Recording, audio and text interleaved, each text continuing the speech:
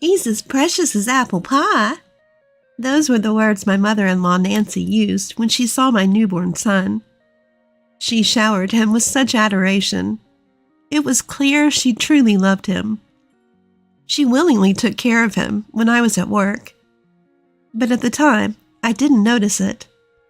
The love she lavished on my son was a bit too much. My name is Emily. I'm 28 years old and working full-time. I married my husband Liam a year ago, and soon after we started living with his parents. Before moving in, I was a little anxious, but my relationship with my mother-in-law was, I believe, reasonably good.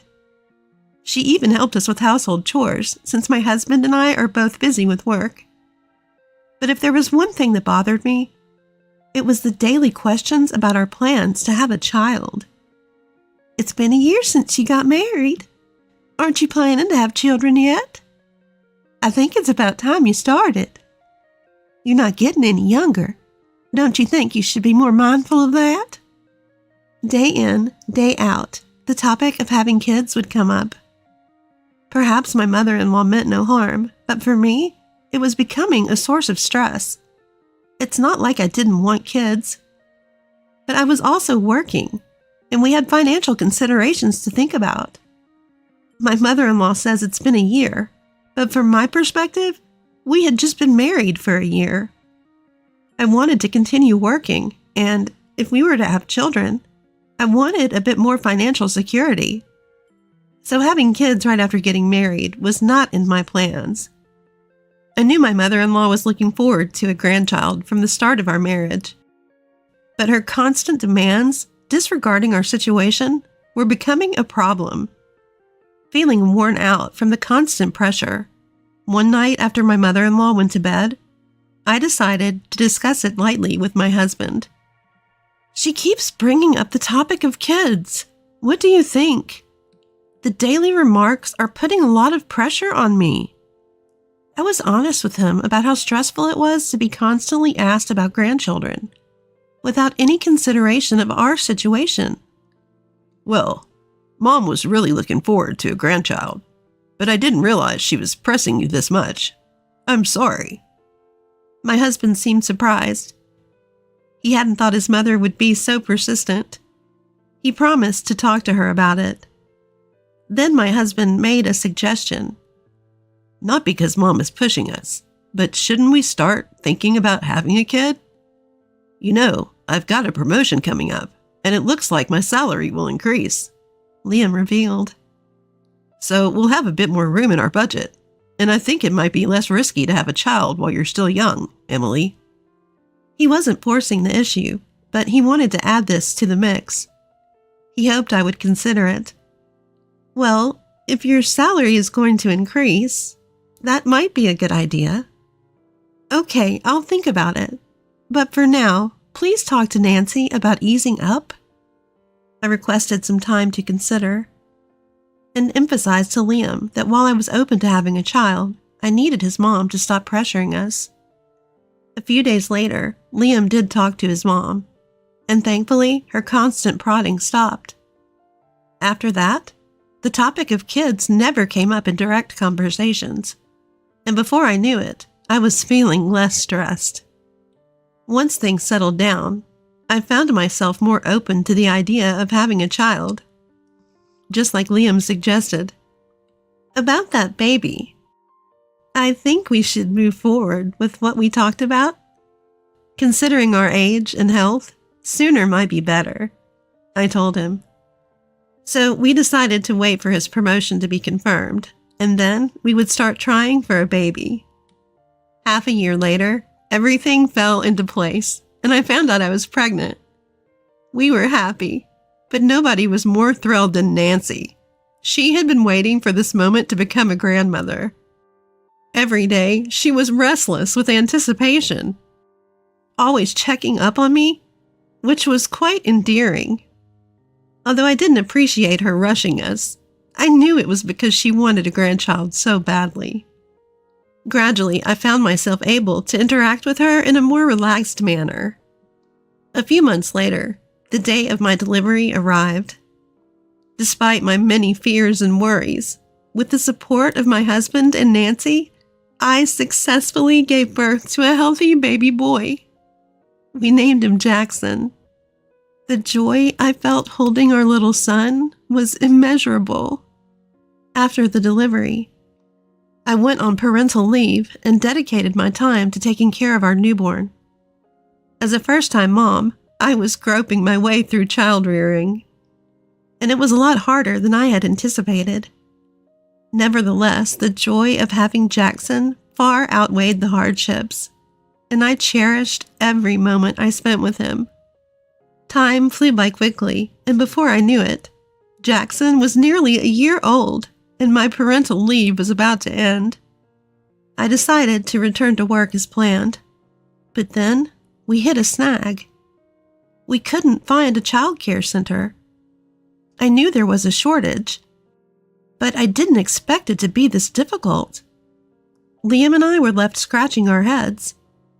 Eventually, I decided to extend my parental leave. During that time, Jackson kept growing, and by the time he was almost 2, I decided to return to work. We still couldn't find a child care center, but Nancy offered to take care of Jackson. "You don't want to quit your job, do you, Emily?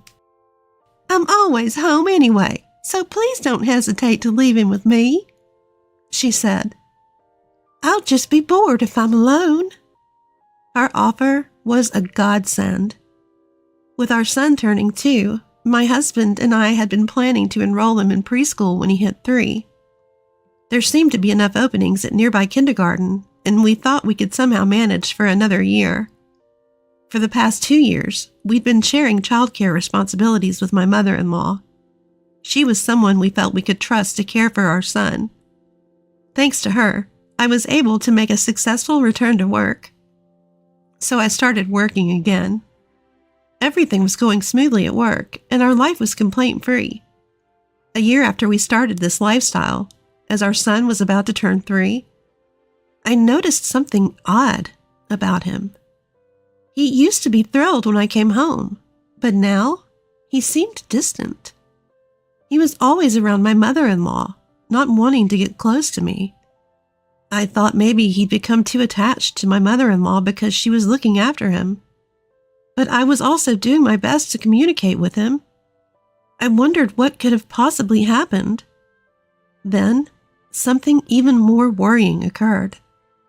Our son had stopped speaking almost entirely. As he grew older, he became quite the chatterbox, to the point where it was almost too much. Now, it was as if he was a completely different person, not speaking at all. Could it be because I've been working and he's feeling lonely? Or is there something wrong with him? My husband had also noticed that something was off about our son. We decided to take him to the hospital, but my mother-in-law vehemently opposed this. "A hospital? Why? Jackson is fine. He's a really good boy. I'm the one looking after him, so trust me. Don't label this child as sick." She was absolutely frantic in her opposition. This made me suspicious. A woman as overprotective as her should be rushing to the hospital if she thought something was wrong with our son. Yet she was actively opposing us taking him? I had always trusted her with our son, but this made me distrustful.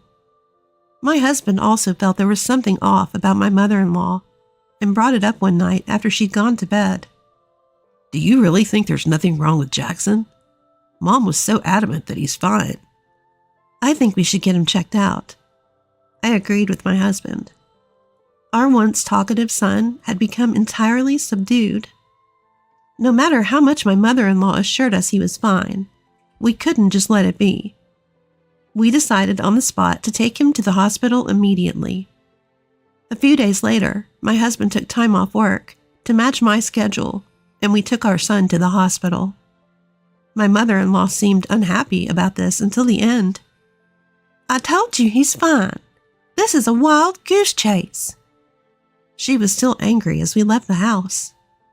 She initially wanted to come along, but my husband told her it was best if just the two of us took him, which might have upset her.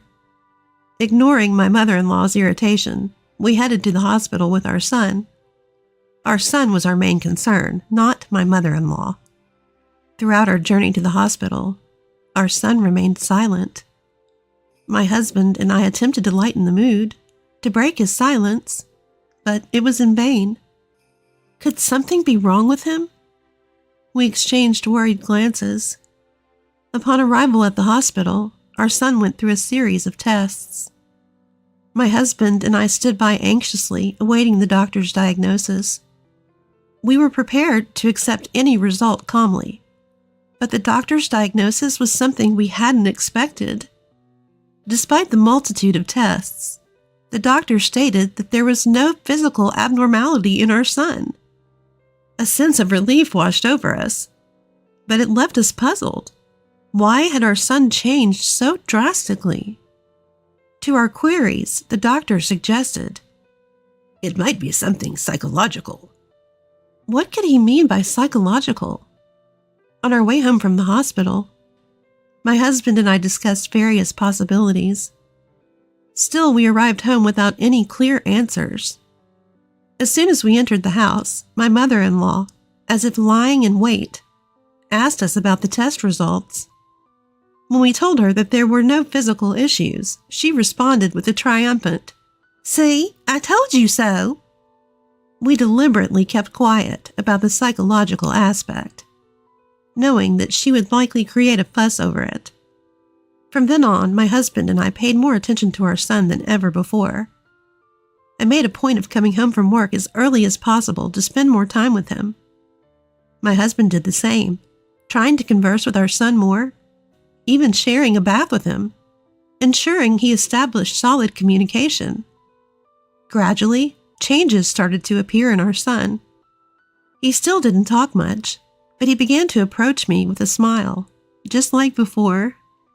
My husband and I reflected on our behavior, thinking that we might have made him feel lonely. I even started contemplating quitting my job. Then one day, after finishing work, I came home to find our son waiting to greet me. Such an occurrence had become rare, and it filled me with joy. As I patted his head and told him to wait in the living room while I changed, my mother-in-law emerged from the living room. Just as I was heading towards the bedroom to change, she stopped me, saying that she had something to discuss about our son. "Recently, Jackson has been showing a defiant attitude towards me. Did you say anything to him?" She asked calmly, but her smile didn't reach her eyes, which struck a sense of fear in me. Defiant? I don't see it that way, and I haven't said anything. Upon hearing my response, my mother-in-law glared at me and began to yell. "Lately, he has been ignoring what I say. It's absurd for him to rebel against me when I'm the one taking care of him. He's being strange, rebelling against me who has been treating him so well." My mother-in-law, who had insisted that nothing was wrong with our son when we tried to take him to the hospital, she is now calling him abnormal. Her words intensified my mistrust towards her. Until now, I had left my son in her care, reassured by her apparent affection for him. But I began to question if that was a mistake. However, I saw no strange behavior from her while we were at home together. But the unsettling feeling I had about my mother-in-law just wouldn't go away.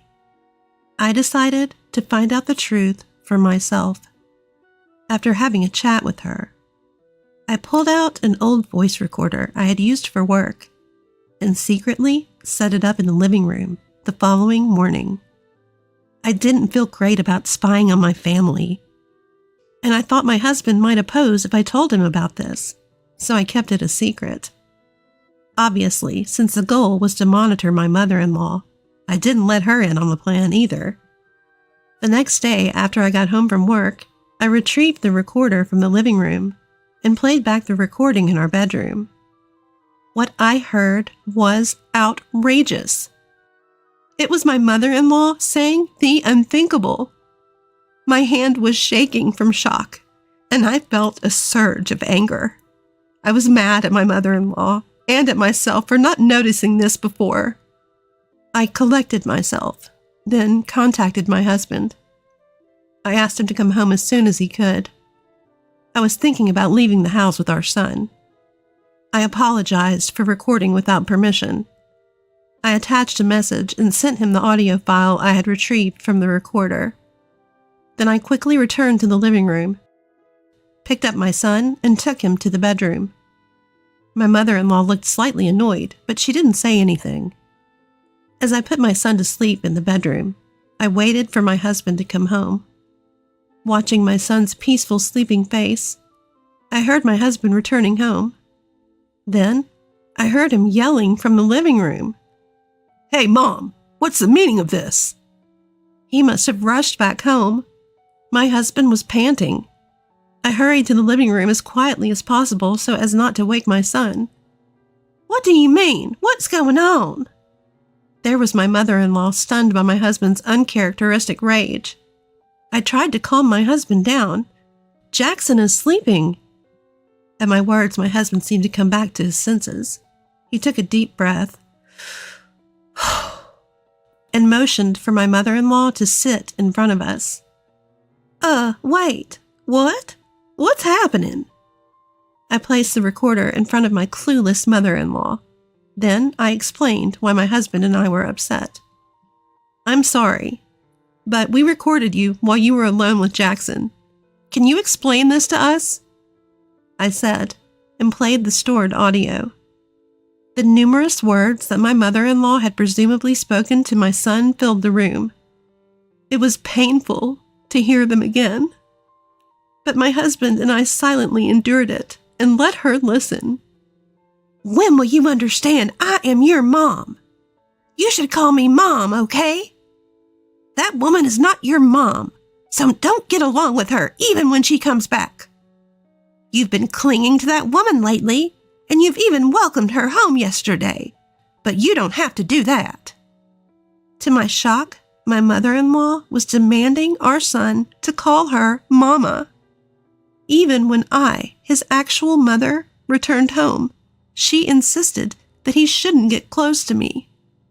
I was stunned into silence when I first heard about it. It also made sense why our son had been acting odd. "That woman she's referring to is Emily, right? What on earth does she mean by teaching him Emily isn't his mother?" My husband calmly yet angrily confronted his mother.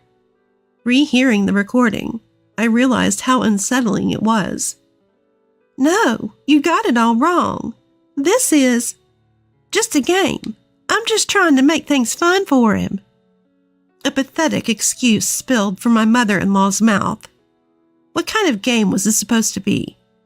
To think she would act normal around us but fill our son's head with such nonsense behind our backs. You claimed that our son was abnormal. But isn't the abnormal one here you? All our son did was not act according to her whims, and that's why she labeled him as abnormal. There's nothing strange about a child wanting to be with his mother. But my mother-in-law couldn't stand it. "A game, huh? Do you really think such an excuse would work? Explain yourself." My normally mild-mannered husband, for the first time, interrogated his mother with a stern look. Caught in a bad position, my mother-in-law fell silent. No matter what we said, she kept her head down without responding. Finally, my husband, losing his patience, slammed the table and declared, "We cannot allow someone who does such bizarre things to be near our precious son. We're leaving this house." Upon hearing that, my mother-in-law, who had been looking down, quickly raised her head. "Huh? Leave? What do you mean? What are you saying? I absolutely hate this idea. It's going to be troublesome. I apologize. Please forgive me."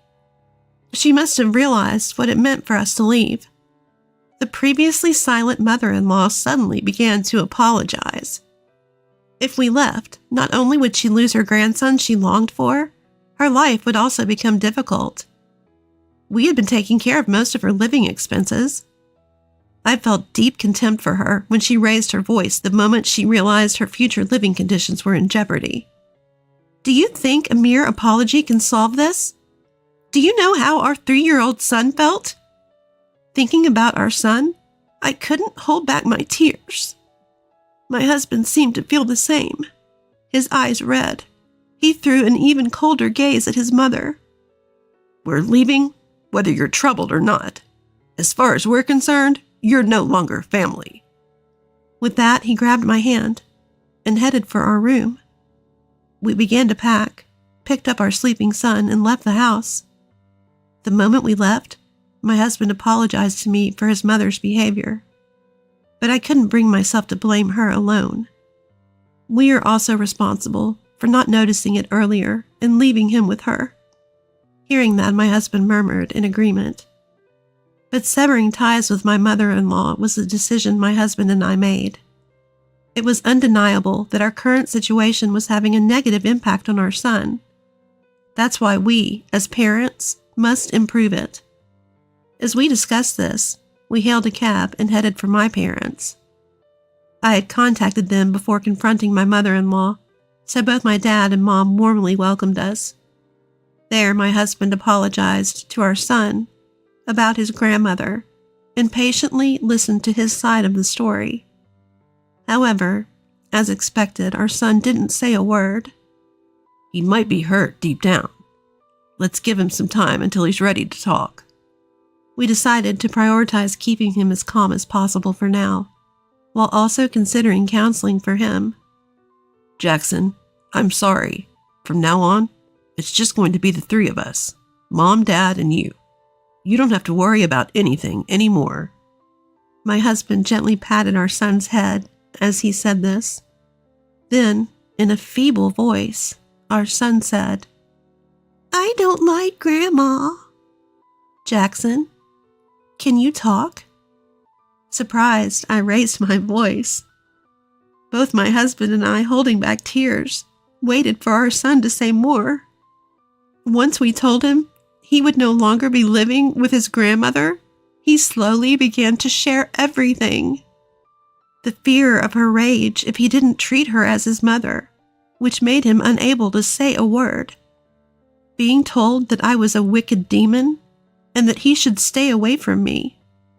And the confusion he felt because he loved both me and his father and didn't know what to do.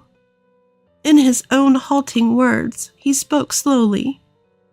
I deeply regretted ever trusting my mother-in-law and focusing solely on my work.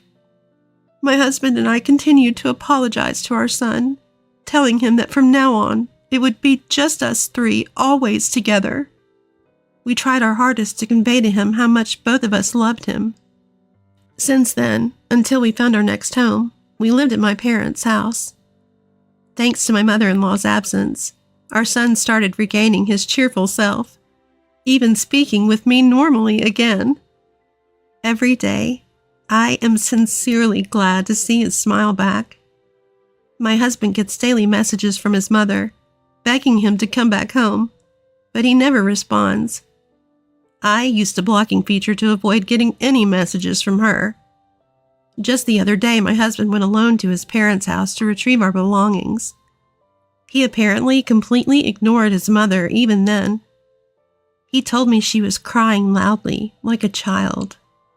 Even seeing my mother in that state, I felt no sympathy. The only family I need to protect now is Emily and Jackson. I can't tolerate anyone hurting them, even if it's their own grandparents. That's what he said while talking about his mother. I'm deeply grateful to my husband for taking immediate action to protect our son. I truly feel that being able to live with my precious family is the greatest happiness. I do feel a little sorry for my mother-in-law, who lost that. Eventually, my husband cut off all contact with his mother, and we moved to a new home. We've arranged to hear from a relative if anything happens to his mother. According to this relative, she's completely deflated, and she seems to be getting more and more depressed every day. She doesn't seem to have much room in her life, and apparently she spends her days crying alone in her large house, without ever going out. On the other hand, we moved to a secure condominium and started our new life. I quit my job to spend more time with my son, and together with my husband, we're doing our best to take care of his mental health. Thanks to that, our son seems to be back to his energetic self. Sometimes he can be a handful, but even that I find endearing. I want to continue watching over my husband and son, to ensure that our son never has to go through anything tough again, because that is our greatest happiness.